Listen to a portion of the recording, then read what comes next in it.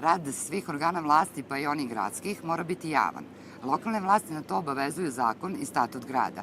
Tako je i u Sremskoj Mitrovici, čijih 90.000 stanovnika, do informacije o radu gradske vlasti uglavnom može da dođe posredstvom informatora o radu na sajtu grada, organizovanjem javnih rasprava i preko medija. Imamo Sremsku televiziju, imamo Radio Ozon, Sremske novine, naravno. Uglavnom, to su ti neki mediji preko kojih se ne samo ja, nego verovatno i ostali sugrađani informišu o radu lokalne samouprave. Ali više portala koji se tiču same gradske samouprave. Ima jedan portal, ali je mnogo neuredan. Pa neke informacije jesu javne i mogu se pročitati, mogu se čuti i videti, ali sumnjam da su sve informacije date u javnost. Transparentan rad organa vlasti vraća inače narušeno poverenje građana u instituciju. Pozitivan primer koji je i dokaz da se dobri efekti mogu postići vrlo brzo jeste uslužni infocentar Sremske Mitrovice. Razvijen je po ugledu na skandinavski model.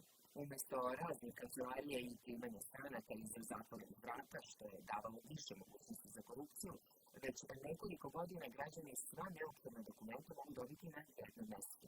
Mi smo još 2006-2007. godine pokrenuli projekat borbe, da tako kažem, interne borbe protiv eventualne korupcije, tako što smo potpuno izmestili iz kancelarijskog prostora stranke, sve ih, da tako kažem, prebacili u uslužni centar gde svi vide sve, da je potpuno, što bi rekli, open space i sve se vidi i nema direktna komunikacija stranaka i onih koji donose odluke. Gomila stvari koja je bila negativni efekti pretvorilo se maltene preko noći u pozitivne efekte. Drugi vid komunikacije sa građanima nosioci vlasti ostvaruju preko medija. Mediji imaju najvažniju ulogu u informisanju javnosti o svim bitnim temama, pa i radu državnih organa. Međutim, onima koji izveštavaju kritički ili koji ukazuju na odgovornost funkcionera, pristup informacijama često bude i otežan. Apsolutno nepoželjni ne postoje. Svi se mediji pozivaju. Možda u pojedinačnim slučajevima neki mediji mogu da kažu, odnosi samo na jedan medij, može da kaže da nije bio pozvan, ali ima situacija kada mi pozivamo pa se ne odazivaju. Mi smo novine koje nisu u gradskoj vlasti omiljene. Mi uglavnom ne dobijamo pozive za događaje vezane za izvršnu gradsku vlast. Moram reći da dobijamo pozive za sednice gradske skupštine. To je jedini događaj na koji nas gradska vlast poziva.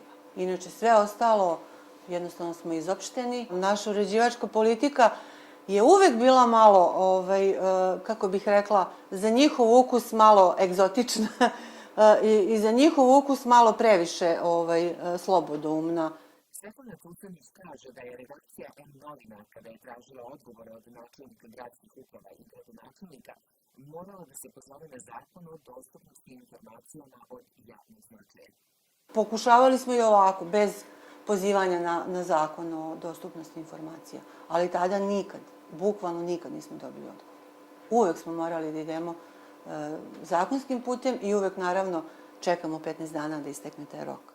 Redakcija M-novina se 2 puta obratila i Povereniku za dostupnost informacijama od javnog značaja i tek nakon reakcije Poverenika dobila odgovore od gradske uprave i gradonačelnika. Inače, protiv organa grada Sremska Mitrovica, Povereniku je izjavljeno 10 žalbi u periodu od 2010. do 2013. godine od strane medija i nevladinih organizacija. U 5 slučajeva postupak je obustavljen jer se nakon izjavljene žalbe postupilo po zahtevu. Ignorisanje državnih organa na traženu informaciju je veliki problem u cijeloj Srbiji i inače je nedozvoljeno po zakonu. Otprilike 2/3 slučajeva. Poverenik uopšte ne mora da donosi, kad vi podnesete žalbu, da donosi nalog, rešenje, formalno rešenje kojim nalaže da stavi informacije. Nego već nakon prve intervencije, dakle kad zatražim da mi daju razloge zbog koga nisu postupili po vašem zahtevu, kažu dobro, daćemo. I to zapravo govori da jedan deo birokratije kalkuliše s tim da se vi nećete žaliti. Sad stvar je u tome što smo mi mogli možda mnogo više puta da se žalimo Povereniku, znate. Ali je to ipak iscrpljujuća jedna stvar i stvarno čovjek nekad pomisli da nema više snage da na taj način dolaze do informacija, jer nisu to informacije od, kako bih rekla, nekog državnog značaja. To su bukvalno informacije koje bi zaista trebalo da budu dostupne ljudima. Koliko se troši, kako se troši, kome se daje. Mislim, to je nešto što bi svaki građanin trebao da zna. Gradonačelnik Sremske Mitrovice kaže da su oni uvek dostavljali informacije. Taj kvalitet informacije, da li je zadovoljavao drugog učesnika u postupku, to je sad sve stvar za diskusiju. Da li je neko uložio žalbu da mu se nešto nije svidelo i nije odgovaralo, to je njegovo pravo u postupku. U tom smislu mi smo imali situaciju kada nam je poverenik naložio da po žalbi otklonimo nedostatke, otklonili i tu se završila čitav proces. U toku 2012. i 2013. godine organima lokalne uprave Sremske Mitrovice upućeno je preko 50 zahteva za pristup informacijama od javnog značaja. Informacije su najviše tražili novinari, građani, nevladin sektor, ali i neki organi javne vlasti. Najčešće se traže informacije u vezi javnih nabavki. Tokom 2012. je zaista bilo najveći broj informacija tog tipa. Zatim se traže informacije koje se odnose na zarade zaposlenih, koeficijente u organima lokalne vlasti. Zatim su tu informacije koje se odnose na oblast zaštite životne sredine i uglavnom na dodelu sredstava nevladinim organizacijama. Na preko 10.000 mesta u Srbiji svakog trenutka se vrši neki oblik vlasti i troši novac. A to su informacije koje su zanimljive sa raznih stanovišta, naročito antikorupcijskog. U tom smislu je Zakon o slobodnom pristupu informacijama od javnog značaja najbitniji mehanizam u borbi za demokratsko i otvoreno društvo. Njegova primjena je doprinela mnogim pozitivnim promenama. Jeste. Ja sam vrlo zahvalna zbog tog zakona, zaista jeste. Uprkos svemu, uprkos i tome što nekad i ne dobijemo baš informacije u onom kvalitetu kako su mi očekivali, jeste napravio pomak. U skladu sa tim zakonom, nosioci javne vlasti imaju obavezu da objavljuju informatore o radu i da ih redovno ažuriraju. Uputstvom poverenika precizirano je i šta bi taj dokument trebalo da sadrži.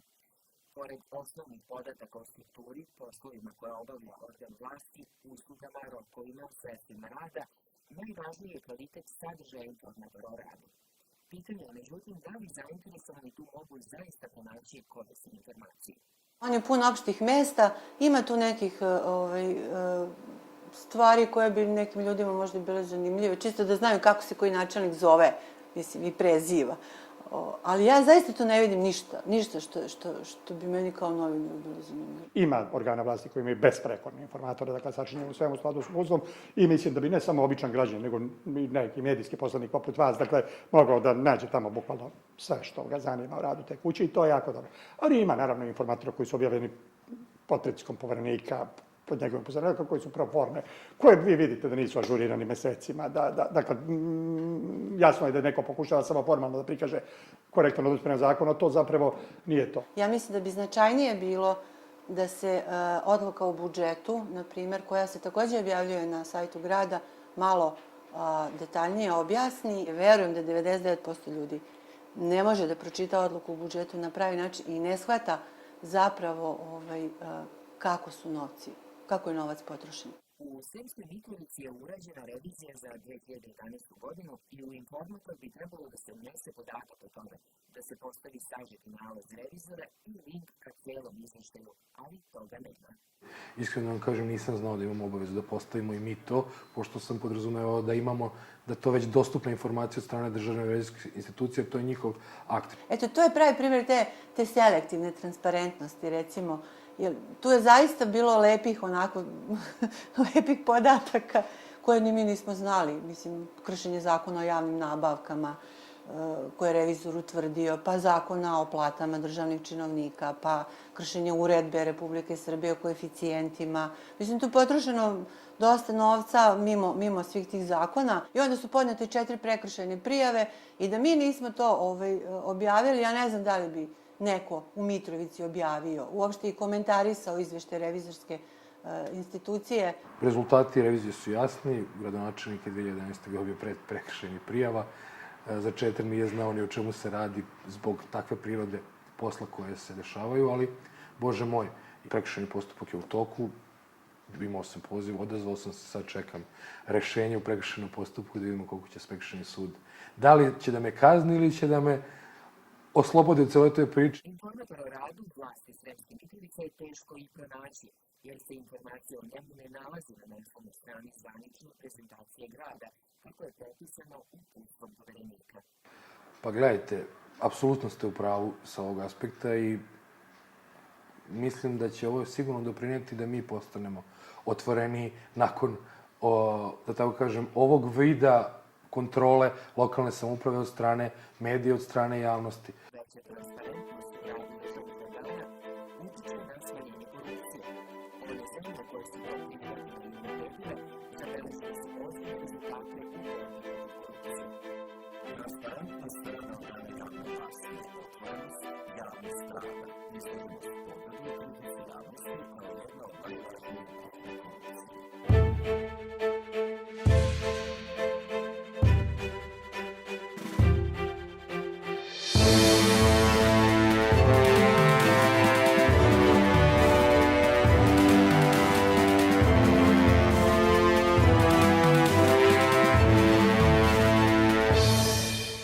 Projekat ANEMA, ilustrovani rečnik korupcije, finansira Evropska unija u okviru projekta Podrška civilnom društvu. Sadržaj emisije isključivo odgovornost ANEMA i ni na koji način ne odražava stavove i mišljenje Evropske unije.